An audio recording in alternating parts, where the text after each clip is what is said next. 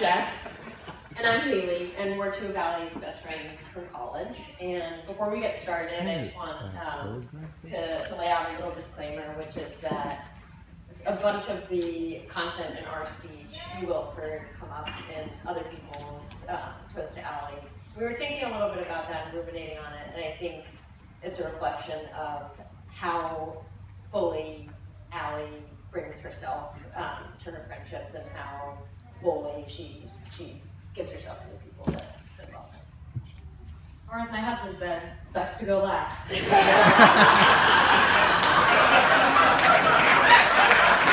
Thanks, Dave.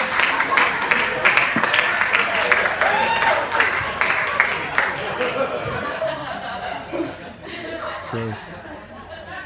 Very something funny over here, it's great. We want to start by thanking everyone who was involved in today. In true Allie fashion, this is clearly a family affair. And we use the term family, as Allie does, to mean her people. Her wonderful relatives, of course, but also everyone else in this room who means so much to her and Max.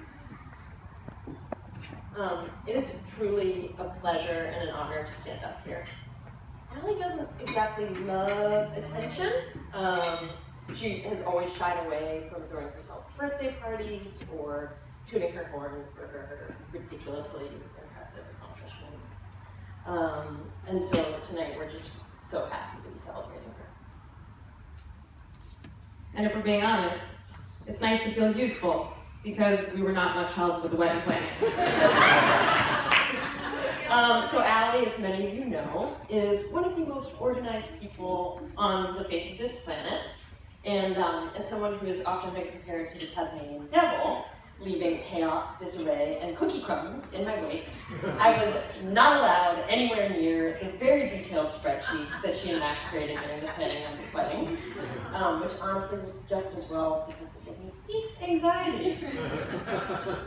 And as the methodical, wise, albeit opinionated tortoise to Haley's hair, I too could offer little in the way of help because by the time I suggested something, Allie had already done it.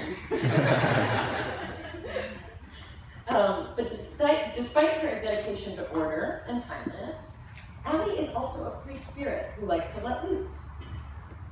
For example, as our brothers from Yale mentioned, as you've likely seen this entire weekend, Allie views shoes as optional. Yeah, I don't know if you noticed, she put on one to break the glass.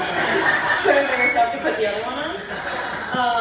So now it's one thing to go barefoot here in the grassy hills of the Berkshires. But she's also been known to do this in less inviting areas, let's say, as a euphemism. She has crept shoeless through New Haven, New York, and even Bangkok. Allie's aversion to footwear has always puzzled and, yes, disturbed us. But having now called Allie our best friend for a dozen years, we think we finally understand. It's partially about devotion to comfort, back issues, and a refusal to be held back by anything, including the patriarchy's expectation that women wear high heels. Stop looking at my feet.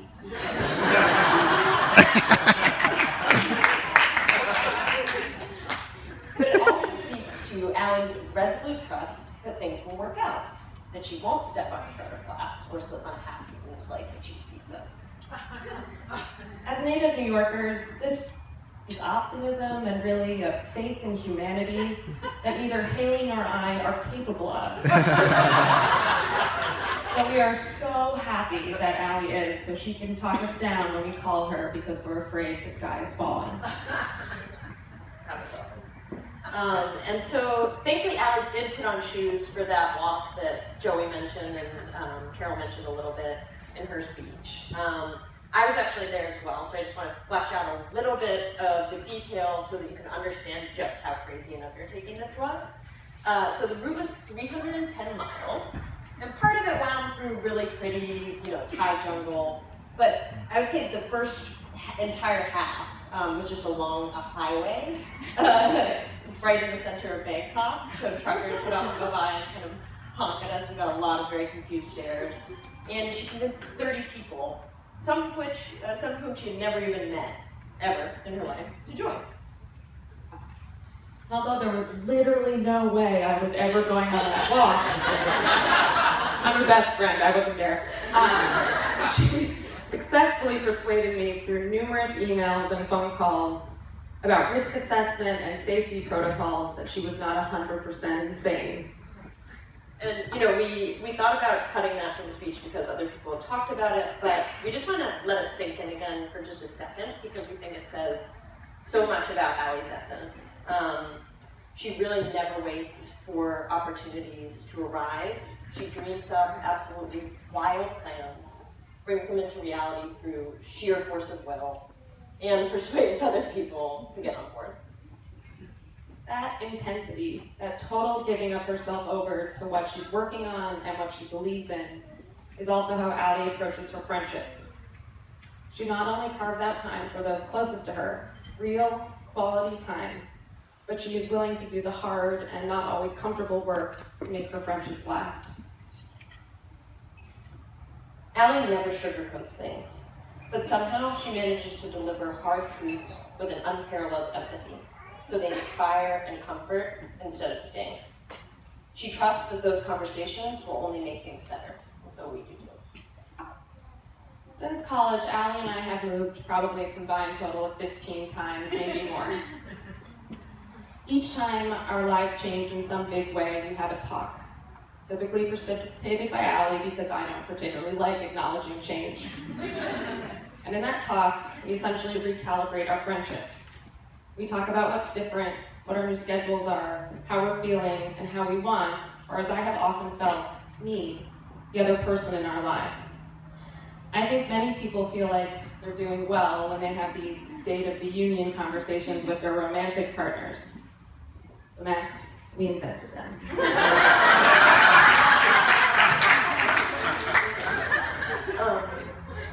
In an age where so many of us struggle with distraction, Allie's the most attentive listener and compassionate giver of advice to exist on this earth. I often feel like Allie can see straight to my soul. A few days after I started dating my now husband, Allie and I went to dinner at a Lebanese restaurant. She sat down, took one look at my face, and announced, "You're done. Game over. You're marrying this one." I replied, dumbfounded, "All I've said so far was, I'll have the falafel."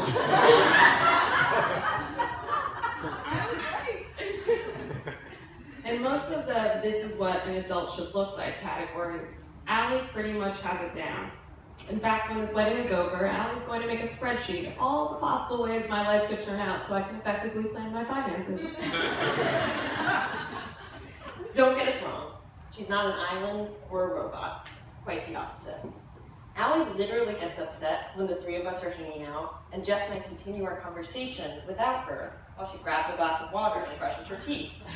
This was on display this morning when she preferred to brush her teeth in front of an audience of 20 people instead of taking 2 minutes away from all of you. But Allie is such an independent, fully formed, and in our view, unimprovable human being that it wasn't clear to us who an ideal partner for her would be. Then along came Max, someone who was just as complete and independent, but also just as caring and thoughtful. Or as Jess likes to say, a male version of her. Look, the man needs long stretches of alone time, is apparently opinionated, and enjoys various types of meat. I don't think that was a coincidence, but Haley said not to make the speech about me.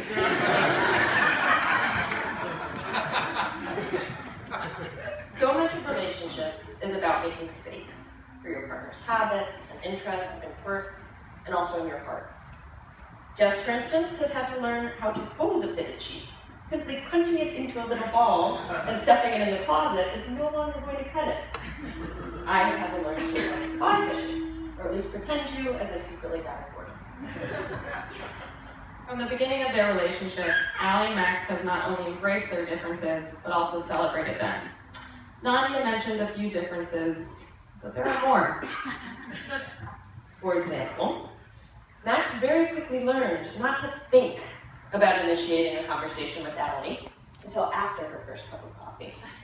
It took me, a morning person, significantly longer to learn this very important lesson, and I have the psychological scars to prove it. Allie, meanwhile, has learned to embrace Max's obsession with aquariums. Love it. Slim shady. Max tolerates Allie's decor choices, which tend towards Tibet prayer flags and hippy-dippy quilts. Allie, whose entire adult life has taken place in cities, now spends time tending chickens on Max's family farm in New Hampshire. Max appreciates recharging quietly, alone. Allie has printed approximately 18 keys to their apartment and distributed them to all of their friends in Boston. Again, safety not exactly at the forefront of Allie's mind, or as Haley told me to say, optimism on full display. Max, Allie, you and various other people have spoken about the Venn diagram as being a symbolic representation of your relationship, and it really is just so perfect. You respect and protect each other's wholeness and way of being. That is not an easy thing to do, and it has been a joy to watch you do so, while simultaneously learning how to make space for the other and grow together. All that is left now is for the two of you to make room in that Venn diagram for Haley and me to live. So, as we wish Allie and Max all the happiness that they deserve, we wanted to do something that feels a little bit more fitting than raising a glass. So if everybody could just take off one shoe, I'm going to crouch down and do this with you. Just one. Buddy, Skewy. We let Haley do this, Allie. This was tough. I tried to do two. All right. Are we ready? Are we ready? All right. All right. So at my count or at my cue, everybody's gonna raise them in the air, okay? 3, 2. All right. To unbridled optimism.